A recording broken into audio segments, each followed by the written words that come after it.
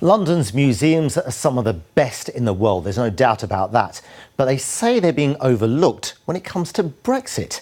They argue it's essential for them to know how they'll have access to art, staff and funding after the breakup from the EU. To put it all into perspective, London's creative economy generates almost £50 billion a year, which is around half the UK's total. It also accounts for 1 in 6 jobs in London. So the issue has been discussed at the conference at the National Gallery today, from where we can hear from Catherine Carpenter. Catherine.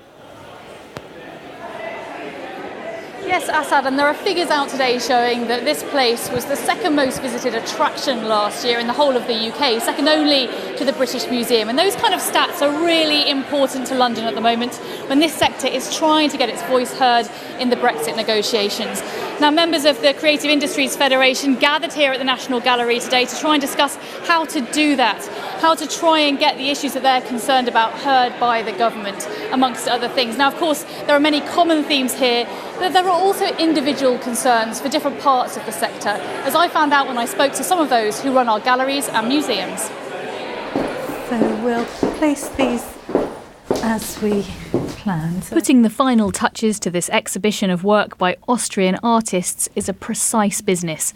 But after being shown at this North London gallery, some of these pieces might be loaned elsewhere in the EU. A fairly simple process while we're still members. It's really relatively smooth. It's a number of pieces of paper. We have what's called a NERU number, which means that we can import and export duty-free, if you like. But if administration and bureaucracy then comes into it, we will have to employ somebody at some stage to deal with all that paperwork. He says he's prepared to make the necessary changes, but needs to know what they'll be soon. Getting clarity on these issues is just as important for large institutions. Here at the Natural History Museum, it can take up to 3 or 4 years to plan an exhibition. So even if you factor in a transition period, time is beginning to run short.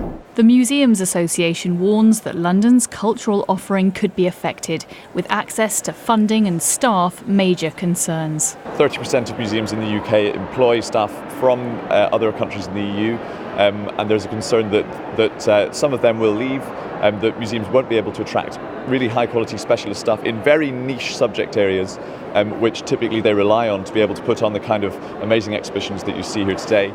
But some see Brexit as a chance to widen opportunity. The fledgling group Artists for Brexit hopes it will create a more level playing field globally and remind creatives that they need to engage with wider audiences. You finish up with artists and arts workers not actually speaking with the people of the British Isles, people with whom they're supposed to be engaging, but just talking amongst themselves. And this is actually bad for the arts long term. But if some audiences are being overlooked, so too is the cultural sector as a whole, according to Alistair Brown. The decisions that are being made about things like the customs union are being made at such a high level in government, and they're facing so many different competing demands from areas like the city, from industry, that actually it's very difficult for museums' concerns to be heard at that level. And with so much at stake, it's a point London's arts will keep on making. Well, the government's got back to us on that point about overlooking this sector. It told us that it wants the best deal from the negotiations so that this sector can continue to grow and thrive, and says when it can set its own immigration policy after Brexit, it will welcome those with the skills and expertise to allow museums and galleries to continue doing what they do best. Well, let's speak now to the Chief Executive of the Creative Industries Federation, John Kampfner. Are you reassured by those words from the government? You've had ministers here today. A small amount. They talk the right talk. They are trying to be reassuring.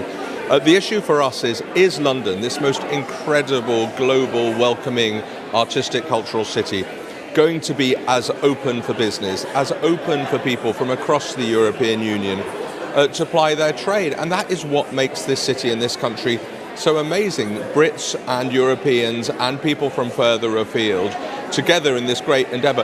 And the creative industry is the fastest growing sector in this country for the past 10 years. 92 billion quid annually. There's nothing soft. There's nothing about entertainment in all of this.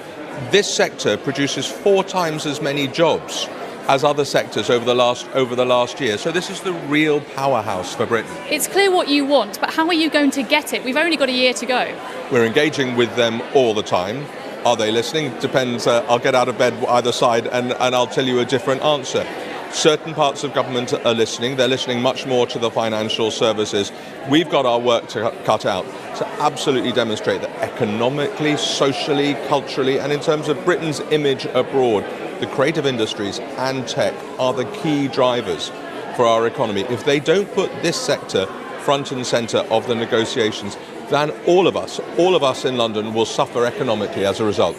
Okay, well, you hear there a very strong case being made by this sector. It just hopes now that the government will listen. Yeah, we'll watch very carefully. Catherine, thanks very much.